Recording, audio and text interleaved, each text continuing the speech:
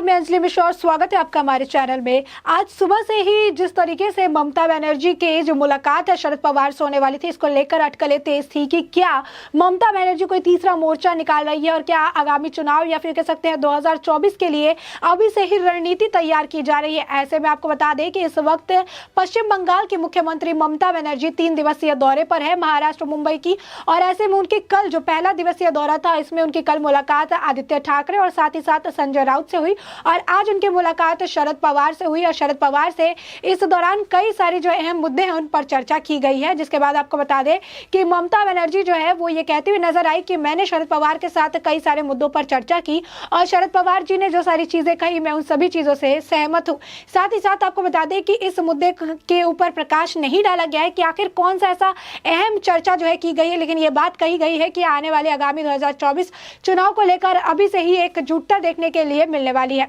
साथ ही साथ आपको बता दें कि शरद पवार का भी जो है इसको लेकर बयान सामने आया। उन्होंने जो अपने बयानबाजी में कहा कि चाहे उनसे पहले सवाल पूछा गया, उनसे ये पूछा गया कि क्या अगर वो आने वाले आगामी चुनाव में जिस तरीके से अब तृणमूल कांग्रेस के वो करीब आते हुए नजर आ रहे हैं, कांग्रेस का इसमें कोई जगह होगा या फिर कांग्रेस को जो है वो हटा दिए जाएंगे। इस तरीके के जब सवाल पूछे गए तब शरद पवार बोले कि चाहे कांग्रेस हो या फिर कोई और पार्टी हो, कोई भी अगर बीजेपी के खिलाफ है तो उनका हमारे पार्टी में स्वागत है। यानी साफ तौर पर आप देख सकते हैं कि जितने भी एंटी बीजेपी है या फिर जो भी बीजेपी के खिलाफ वाली पार्टी है, जो विपक्षी दल है, वो सब एकजुट होकर 2024 में बीजेपी को जो आप कह सकते हैं टक्कर देने की फिराक में है। और इसको ही लेकर आज सुबह से जो चर्चा थी वो काफी ज्यादा तेज थी कि क्या ममता बनर्जी 2024 को लेकर तैयारियां जुट गई है। लोकसभा जो चुनाव है वो काफी अहम होता है और ऐसे में क्या अभी से इसको लेकर गठजोड़ किया जा रहा है, जिसपे से अब पर्दा जो है उठता हुआ नजर आया, क्योंकि शरद पवार ने साफ कर दिया कि कोई भी एंटी बीजेपी पार्टी, कोई भी जो बीजेपी से जिनका राबता नहीं है वो उनका स्वागत है उनकी पार्टी में। साथ ही साथ आपको बता दें कि शरद पवार ने ये बात भी कही कि संजय राउत और आदित्य ठाकरे उनसे यानी ममता बनर्जी से मुलाकात कर चुके हैं। उसके बाद आज मैं और मेरे जितने भी कलीग्स थे उन्होंने भी ममता बनर्जी से मुलाकात की और हमें ये पता चला कि ममता बनर्जी भी हमारी तरह ही सोच रखती हैं और हम सिर्फ आज के जो परेशानियां हैं, आज के महाराष्ट्र में जिस तरीके से तनाव चल रहा है उसको लेकर नहीं, बल्कि नेशनल लेवल पर चर्चा कर रही है हमने, और आने वाले चुनाव को लेकर भी हम इस वक्त चर्चा कर रहे हैं। साथ ही साथ आपको बता दें कि जब ये बातें चल रही थी कि कांग्रेस को शामिल किया जाएगा कि नहीं किया जाएगा, और इसी बीच जो आपको कांग्रेस जनरल सेक्रेटरी केशु जो है वेणुगोपाल, उनका भी स्टेटमेंट सामने आया। उन्होंने कहा कि अगर किसी को भी लगता है कि भाजपा को हराना कांग्रेस के बिना असंभव है तो उनको जो है ये उनकी सोच है, ये उनकी कल्पना है, ऐसा बिल्कुल भी नहीं हो सकता है। अगर उन्हें चाहिए कि वो भाजपा को हराए तो उन्हें कांग्रेस को साथ लेकर ही चलना पड़ेगा। बिना कांग्रेस के कोई भी भाजपा को हराने में समर्थ नहीं है, ये सिर्फ सपना है।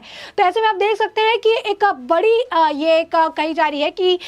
एक रणनीति तैयार की जा रही है 2024 के लोकसभा चुनाव को लेकर कि किस तरीके से भाजपा को घेरा जाए, किस तरीके से भाजपा के सामने एक स्ट्रॉन्ग ऑपोजिशन को खड़ा किया जाए, जिसको लेकर शिवसेना, एनसीपी, जो तृणमूल कांग्रेस है और साथ ही जो कांग्रेस है वो सब एकजुट होते हुए नजर आ रहे हैं ताकि वो भाजपा को जो है टक्कर दे सके। साथ ही साथ आपको बता दें कि शरद पवार का एक जो ये मीटिंग हुई है ममता बनर्जी की, इसके बाद उनमें ये भी कहते हुए नजर आए कि हमें नेतृत्व के लिए एक मजबूत विकल्प प्रदान करना होगा। हमारी सोच आज के लिए नई चुनाव के लिए है और इसे स्थापित करना होगा, और इसी मंशा के साथ उन्होंने दौरा किया है और हम सभी के साथ बहुत सकारात्मक चर्चा की गई है। तो ऐसे में आप देख सकते हैं कि उन्होंने कहा कि चुनाव को लेकर हमने चर्चा की है और काफी सकारात्मक यानी पॉजिटिव चर्चाएं की गई है, कई सारे मुद्दों पर जो है चर्चा की गई है, लेकिन चुनाव का मुद्दा था ये तो साफ उन्होंने कर ही दिया है। साथ ही साथ आपको बता दें कि ममता बनर्जी का भी बयान आया था, उन्होंने कहा था कि अगर सभी क्षेत्रीय दल यानी जितने भी ऑपोजिशन पार्टी है वो अगर एक साथ आ जाए तो बीजेपी को हराना जो है वो संभव हो सकता है। यानी आप देख सकते हैं कि एक तरफ शरद पवार महाराष्ट्र के हालात को देखकर बौखलाए हुए हैं तो दूसरी तरफ त्रिपुरा में हार को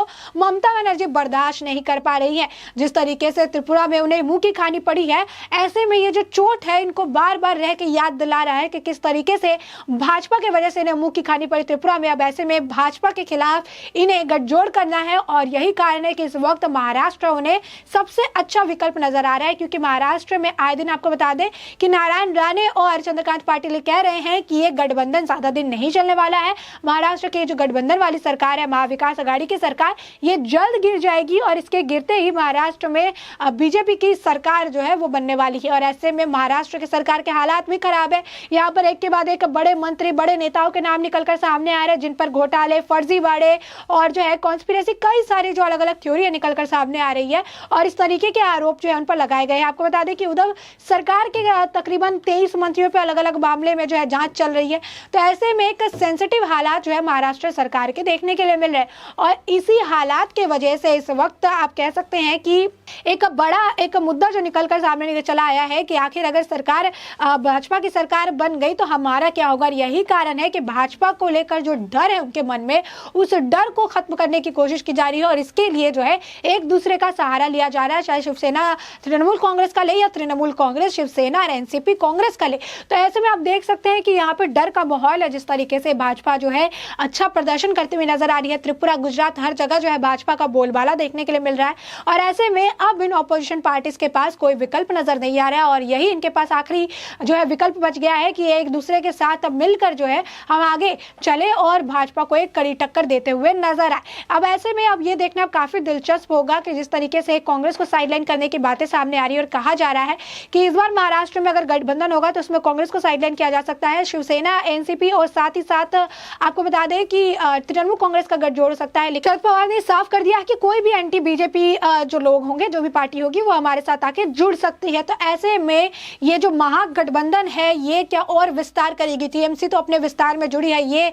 किसी से नहीं छुपी है। त्रिपुरा से अब महाराष्ट्र और ये महाराष्ट्र का ये दौरा चलता रहेगा। ऐसे में पहले दिन संजय राउत और आदित्य ठाकरे, दूसरे दिन शरद पवार, अब तीसरे दिन किससे मुलाकात करेंगे ममता बनर्जी, ये जानना भी काफी दिलचस्प होगा और अब तक इस बात का जो है अभी खुलासा नहीं हो पाएगा कि आखिर तीसरे दिन के दौरे में क्या कुछ होने वाला है। लेकिन चुनाव को लेकर, जो लोकसभा चुनाव 2024 में होने वाले उसको लेकर रणनीति बनाई जा रही है, ये बात तो साफ हो गई है। तो ऐसे में आप साफ तौर पर देख सकते हैं कि किस तरीके से अब आपको बता दें कि सुबह में आदित्य ठाकरे का बयान सामने आया था। उन्होंने कहा था कि ममता बनर्जी के साथ हमारी दोस्ती जो है वो काफी पुरानी है। ममता बनर्जी के साथ हम काफी दिनों से दोस्त है, 2-3 साल पहले भी इसी तरीके से आई थी, उनसे मुलाकात हुई, से सब चीज बहुत बढ़िया था। लेकिन उन्होंने जो चुनाव है उसको लेकर कोई चर्चा नहीं की। लेकिन शरद पवार ने इस मीटिंग के बाद जो काफी अहम मानी जा रही थी, काफी अटकलें लगाई जा रही थी, काफी इसकी अहमियत निकाली जा रही थी कि आखिर क्या हो सकता है, तो इस पर से पर्दा शरद पवार ने ही उठा दिया और कहा कि किस तरीके से अब ये सभी लोग मिलकर बीजेपी के खिलाफ जो है मोर्चा निकालने वाले हैं। ये सभी लोग मिलकर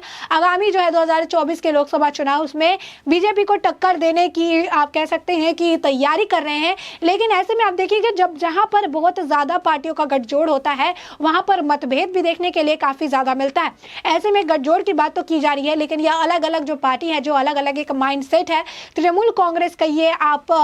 कहिए कांग्रेस की बात कहिए, एनसीपी की कहिए, तो ये सारे जो है अलग अलग माइंडसेट वाले लोग हैं। लेकिन इनका एक ही एजेंडा है, वो है बीजेपी को हराना और यही एजेंडा अभी ने एक साथ जोड़ता हुआ नजर आता है। लेकिन ये जोड़ कितनी मजबूत है ये तो वक्त के साथ ही समझ आएगी, क्योंकि जैसे ही ये जोड़ जिस तरीके से बात हो रहा है कि गठबंधन किया जाएगा, सारी चीजें की जाएगी, आगे हम लोग इसको लेकर चर्चा करेंगे। लेकिन इससे पहले ही विधानसभा चुनाव है 2022 में। अब ऐसे में आगामी विधानसभा चुनाव, उसके बाद जो है लोकसभा चुनाव है, तो इसमें ये देखना दिलचस्प होगा कि जिस तरीके से गठबंधन की खबरें सामने आ रही है, ये गठजोड़ कितने दिनों तक चलने वाला है और क्या सच में ये गठबंधन की जो इस वक्त ये बात कर रहे हैं, जो चर्चा कर रहे हैं, इसमें ये सारे लोग इन्वॉल्व रहेंगे या फिर इसमें से किसी पार्टी को, किसी को जो है साइडलाइन करके 2 या 3 लोग ही मिलकर इस गठबंधन को अंजाम देंगे और महाराष्ट्र में सरकार चलाते हुए नजर आएंगे, जिसमें अब कांग्रेस का पत्ता कटता हुआ नजर आ रहा है। लेकिन इस बात को लेकर शरद पवार का कह दिया है कि नहीं, कांग्रेस भी इसमें शामिल हो सकती है। तो अब ऐसे में ये महागठबंधन, तृणमूल कांग्रेस भी इसमें शामिल होती हुई नजर आती है। किस तरीके से सारी चीजें होगी,